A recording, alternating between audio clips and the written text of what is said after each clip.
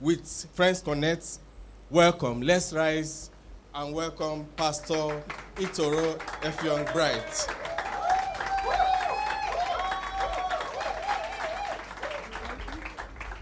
You're welcome, ma'am.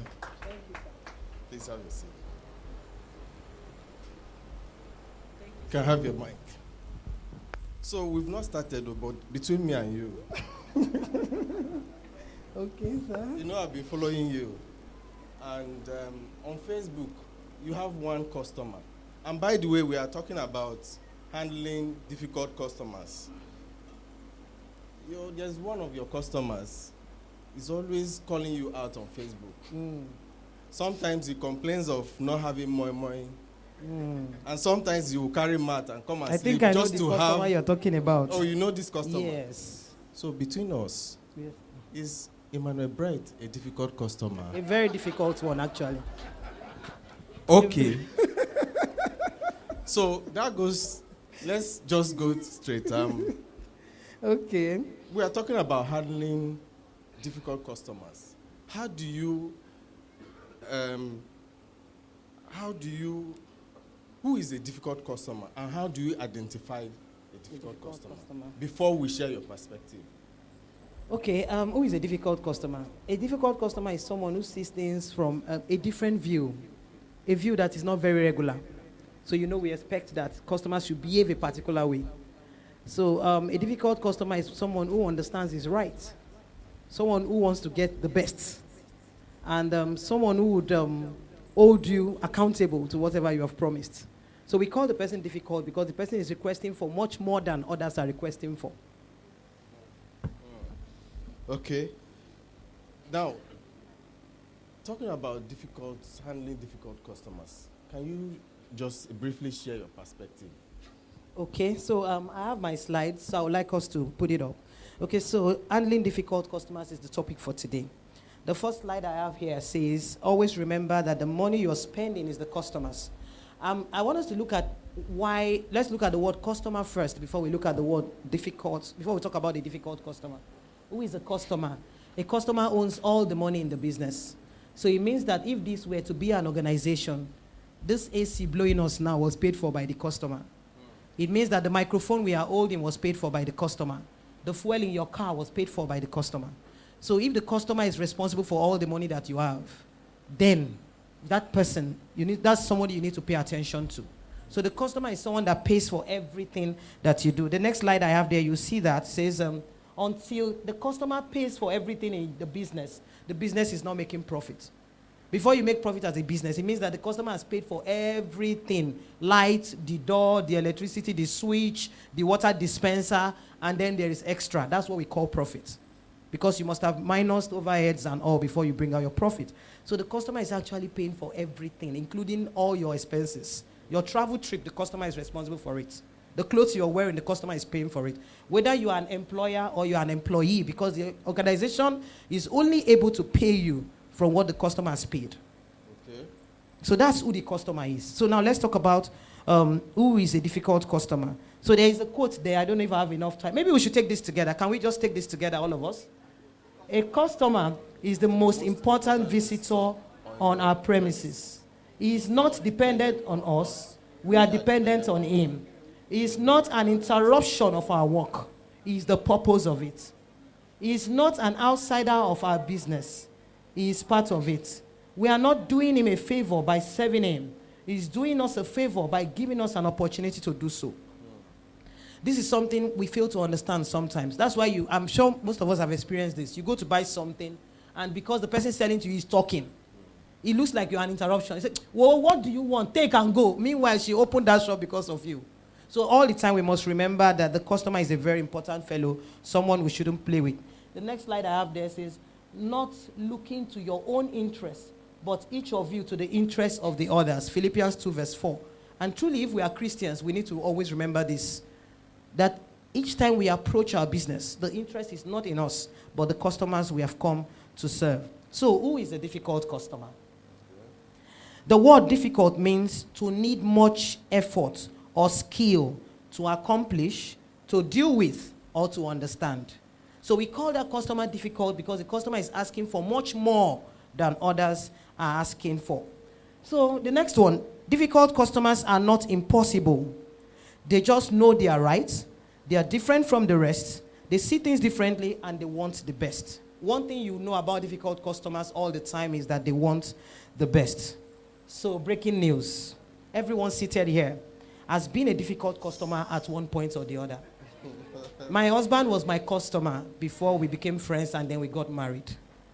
And the first day he came to the place I was working, it was actually a very difficult customer that day. That was how I was able to mark his face. As if I knew to ask you. Yeah, you know, when you started, you were in the spirit. But it was also a very difficult day for me at work because so much had happened that day. We had issues with our server. And when he showed up, I told him clearly, we have issues with our network. And it was the same with every other business premise around us.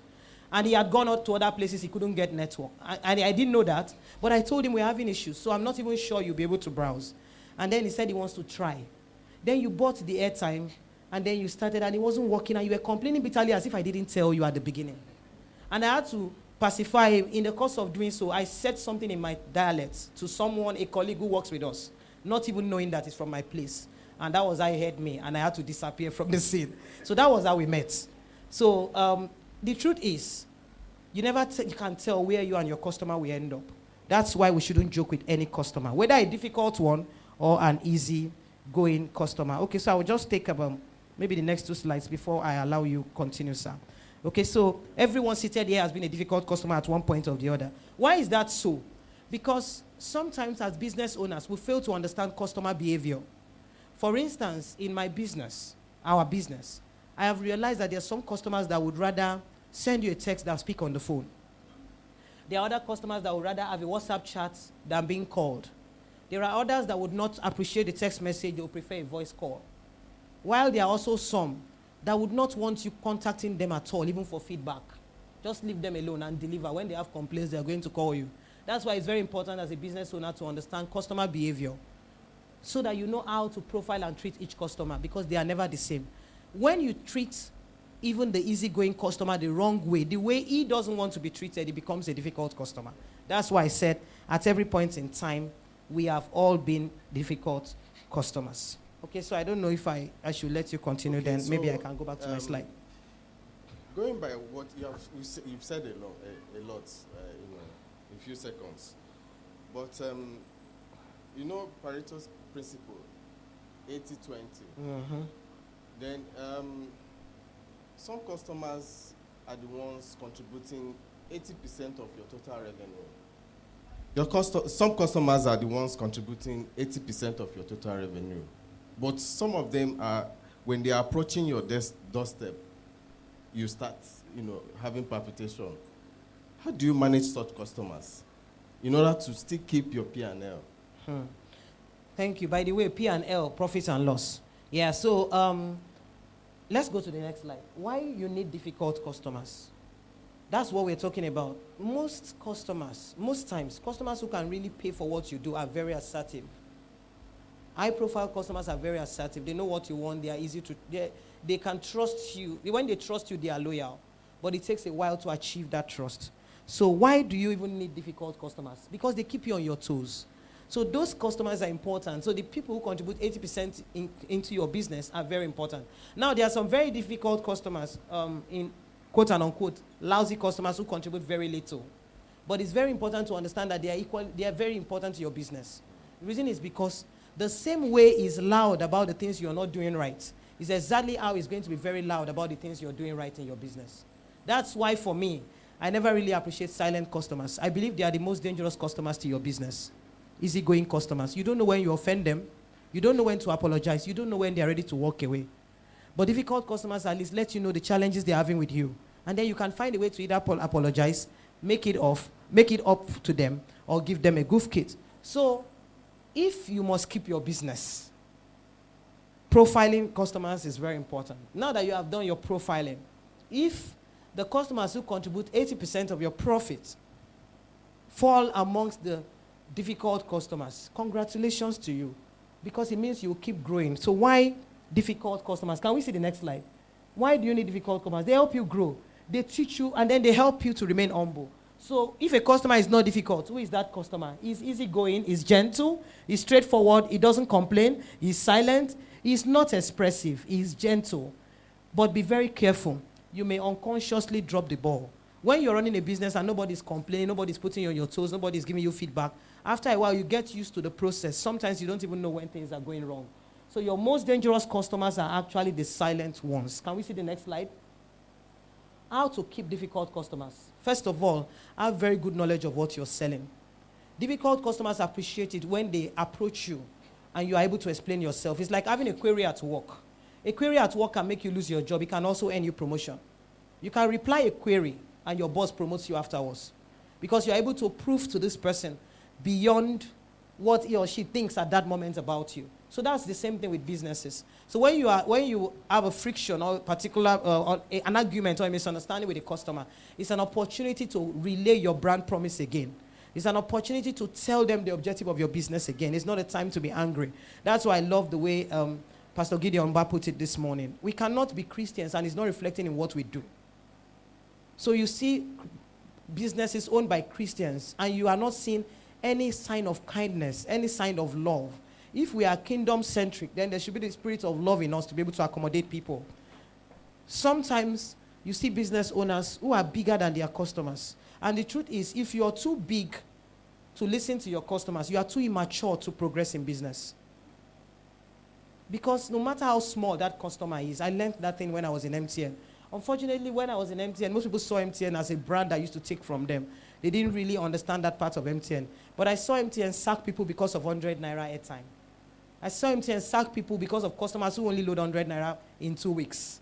And you're wondering, you have trained this staff for many years. Now you're sending the staff away because somebody who loads 100 naira in 2 weeks is complaining. But that's how much the business appreciates the customer.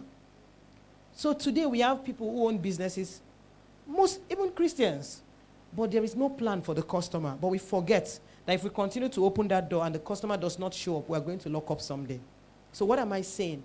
However it is, whether 20%, 80%, profile your customers, understand their behavior, know what the customer trend is, and then begin to react to what is ahead of that business. Understand your industry, and then work towards making your business ahead of what is going to come. Talking about how to keep your difficult customers. Mm-hmm. Some customers are just impossible. Just impossible. No matter what you do. I agree with you. They are just impossible. I have a customer. He has a transaction and he complains that I'm not getting enough FX for him, as if I'm CBN. So I now had to start looking inwards, outwards. I got another customer who is willing to sell FX to him for his business. I approached him, okay, see, guy, I have this. He said, no, you can't buy it, it's too expensive. When I eventually got lower rates, he said, why didn't you buy it when I had so much money? You know, you don't know how to please them. Impossible customers, whatever you do, cannot please them. How do you go about keeping them? Okay, so first I would say that there are some customers. Customers that you should actually throw away. Okay, I'll come there. I was also going to talk about that. So I would say that, first of all, there are some customers that you would notice that the issues they have is not with you. And it's very important for us to always draw that line. Sometimes people are having difficulties in their marriage, in their health, in their finances, and they take it out on you. Because you are the easiest person they can take it out on. But if you understand this about the customer, it's easier for you to manage it because you know I'm not the problem here. The problem here is this person and his issues. So after understanding that part, separating yourself from that, because if you're like me, you want to so please the customer that if you're not careful, you can really get hot and really get, not even be able to sleep. So it took me time to be able to separate that. I understand that there are some people I cannot finish pleasing. Are there times when you need to let a customer go? I would say yes. I would say yes because I've also had to let some customers go. Like a customer called in 2 days ago to place an order. He had been ordering from us. But from the first day he placed his order, when I saw his message on WhatsApp, I was wondering, what kind of customer is this one? I read it again. And then I decided to handle that particular customer myself, not to allow my staff handle him. We did everything. Today we packed the food in bags. You said it wasn't good. Tomorrow we decided to pack in boxes. You said we should have packed in bags. Another day you said we should disinfect the boxes before we pack. Another day you said they should call before they come. We managed all of this, we continued. And then one particular day, he sent a message that broke my heart. He went and said, I can see, in fact, he ended up by saying, he concluded by saying, I see that your only interest in this is the money you're getting, not the satisfaction of the customer. And then I calmed down, I didn't reply. I wanted to calm down first so that I won't reply in anger. By the time I got to I sat down, constructed my message, and God has blessed me with, even if I cannot speak plenty English, with the husband that can speak all the English in the world. So I gave it to him, he edited it, and I forwarded it to the man. As soon as I sent it to the man responded by saying, kudos, I appreciate the way you're doing your business. I wish every small business owner would think like you. The same person that sounded that way. And from that day, I told my people, don't call him for feedback. Delete his number from our SMS list. And if he calls us, we'll sell. So that's what we did. We removed his number from our details, so he doesn't receive our message. We don't call him for feedback. And he called again 2 days ago to place an order. Are we going to say we're not selling to him? No. But this time around, after writing everything he wrote, he said, please follow your discretion. I said, good. It's now working according to our terms. So some will return. Some will go away. Some will eventually return after a very long time. But if you work for an organization, it may be a bit difficult to do that because you sending a customer away may earn you some blows at work. So at best, keep managing that person, just like you manage every situation that you can. But very important to separate your emotions from it because you can really get entangled with it and get really depressed. You can go home every day sad because of a particular customer. And if you don't watch it, it's a matter of time it's going to affect your health. Okay, so but I'll allow you finish your slide, but I have this question about customers that are confused and indecisive. You know, they don't know what to, they come into your shop, they don't know what to buy, and they won't allow you choose for them. They are just confused, but you need to keep them as customers. Okay, I think what you're saying is even like having even employees. You know, we have internal customers and external customers. Today we are discussing external customers. Sometimes you even have internal difficult customers. Like I have one right now. There's a staff I have right now. If not that, I have discovered or I now know that you don't do business based on emotions, I would have asked her to go. But I realized that this woman is doing her job. She's productive, but she's giving me a dick. If you ask her, is this bottle water here? She will tell you, yes, it's here. The other carton is there. I have 5 in the store. Should I go and bring it? What about the one at the door? I'm like, I have only asked you about this water. So what I've learned to do, when I want to communicate with her, I send somebody. She will just go on and on. I'm like, Jesus. Even when she wants to thank you, it's the same thing. She just takes your time. You know, you give her something, she's thanking you 5 days after. And after, I'm like, so after a while, I told her, I said, please, man, please, don't thank me again, please. You know, we went for an event last weekend together. And at the event, because some people were complaining they had not gotten something. And then she went on to start talking about, even we that we did this work, you cannot believe since morning we have not eaten. So I had to drag her and say, So what have I learned? She's not going to follow us for events again. Because she's doing her job perfectly well. In fact, when I wanted to leave her, I didn't want to take her for that event. But my staff, who was in charge of all those who would be at the office, said, please, instead of leaving this woman with me, go with her, I'll walk alone. So I now said, okay, let's go with her. But by the time we got there, that day, I concluded that after today, we'll be leaving her. So that's an eternal difficult customer. But the person is doing his or her job. So what do you do? So the truth is, there are some customers like that, very indecisive. But you need them. Business is a balance of all these people, actually. So they don't even know whether they want to buy or not. Some, yes. Some, they have enough credits. They are not even busy. So they are on the phone for 30 minutes, and you have work to do. So as much as you can, so what I do is I keep my responses closed. Closed conversation, open conversation. So I ask a yes or no question. I don't ask questions that will make you go on to elaborate and begin to explain again. I ask a question that will make you answer yes or no. Do you want this? It's a yes or no. Sometimes they still go ahead to continue, you know. Sometimes there's a stylish way of saying, okay, because at this point, why I'm asking is because in the next 10 minutes, I will need to do X, Y, Z in a very polite manner. After a while, they will get it. And then for such customers, it's very important for you to have options for them with consequences and benefits. So as you're giving them option, if you buy this, this is what you experience, and these are the other disadvantages, these are the advantages. By the time you help them outline the advantages and disadvantages, it may help them make up their mind. But you can't help it. Business is actually business has every of these people, and I've realized over time it helps you because it teaches you patience, it teaches you tolerance, and it helps you become a better person than you have always been, actually. Very well, very well, very well. While I allow you finish your slide, please, if you have any question, you can begin to write them down or indicate. Okay, so I can continue with my slide. Okay, so to improve your service delivery. Okay, sorry, let's go back to how to keep difficult customers. So I said have a good knowledge of your product and then be wary of making promises if possible. Difficult customers will hold you to every word you have spoken. So before you talk, think. They'll say you said 2 o'clock. You didn't say 2:30. They see 5 minutes after 2 as not the same as 2 o'clock. So if instead of promising them 2 o'clock, you rather promise them 3 p.m. or you tell them on or before 3 p.m. It's the same thing as 2 o'clock actually. But you are being safe. You are playing safe because difficult customers will not take that from you. So get an informed and confident staff to talk to them. If not, they will intimidate that staff. So and then, of course, think before you talk. Gain their trust. Once you gain the trust of a difficult customer, they keep you because others are afraid of them. People don't like them. So when they find somebody who can keep them, they stay with that person. Guess what? They will introduce other difficult customers to you. Interesting thing is that difficult customers are in 2 categories. There are some who are very assertive. They have the money to pay. There are others who are very lousy. They don't have the money to pay, but they will tell everybody about you.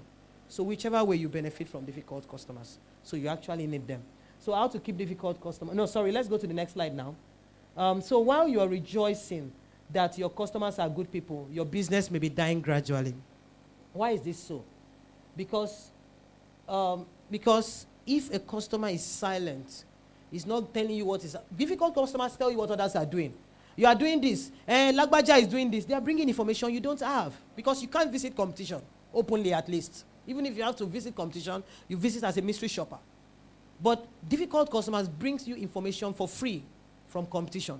So you listen to them in between the lines. You take their feedback. So how to improve your service delivery? Keep records. People run businesses, they don't have record of their customers. That's a very wrong way to run a business. Twitter has gone down. If you add a Twitter, you used to reach your customers on Twitter, what will you be doing right now? So you should have a database of your customer, where they live, what they do, how old they are, their age bracket, their gender, and then if not anything, their phone numbers and their emails. Because it will get to a point, a time, when all that you would have would be that database. That database is actually what people pay for when they're asking for franchise. That's one of the things people pay for, beyond the way they interpret your business. Who is buying from you? So that's that's actually an asset, but a lot of people don't do this. Profile your customers, I already talked about that. Understand customer behavior and maximize it. Watch out for the trends in your industry and take feedback seriously. For instance, in our business, we have realized that our customers are very busy people. So the wrongest time to call any customer is a Monday morning. They don't even want to give you that feedback that you want on a Monday morning. So wait till, in fact, sometimes we leave out Monday completely and we start on Tuesday and we start towards evening. And then from Thursday, they are so busy they don't even remember to place their order. They remember when they want to eat the food. So on Thursday, we send them SMSs, telling them about what's available on the menu. And all the time, I mean 100 over 100 of the time, the moment the SMS drops, calls start coming in. Sister Gloria in Iberia is there. She can attest to what I'm saying. She has also taken advantage of that platform for her business. She can attest to it. The fact that you send constant SMS to your customers go a very long way. Now, it's not all the time you're sending SMS to sell. We send SMS to customers telling them markets in Lagos will not be open. Yes. Markets in Lagos will not be open tomorrow. Please plan for the weekend. Interestingly, it makes them order more. So you send SMSs beyond what you think that the customer you would sell with. Show them that you care for them beyond the business. So let's see how quickly I can do this. Watch out for trends in your industry and take feedback seriously. A customer who is complaining still wants to keep buying. So make it easy for him. The fact that he's complaining means he wants to continue buying. If he doesn't want to continue, he will just walk away. He doesn't have to complain. So stay alert. That particular one, I know in banking, the customers that want to pay your loan are the ones that will keep complaining. If you charge them 20%, they will complain. But the ones that will not pay your loan, need to pay. Whatever, if you put 50%, they say, okay. No problem. If you charge account maintenance fee, 1 per mail, they said, okay. Everything you give them, they will sign off. They don't, just is a red flag. Please, do we have any question? I'm glad that you said there's a red flag. Very important red flag everybody should take note on.